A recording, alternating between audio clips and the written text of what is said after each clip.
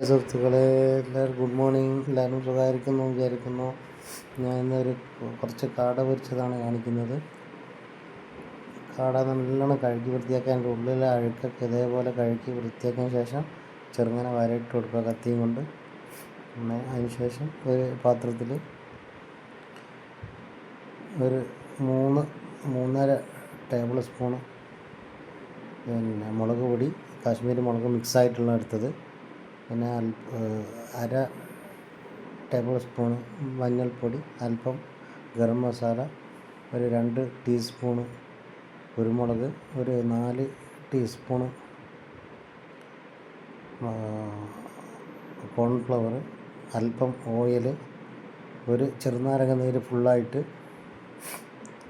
പിന്നെ ഒരല്പം വിനാഗിരി ഇട്ട് ഒരല്പം വെള്ളം കൂടി ഒഴിച്ചിട്ട് നല്ലോണം മിക്സാക്കി അതിന് ശേഷം അതിലേക്ക് നല്ലോണം പെരക്കിയെടുക്കുക.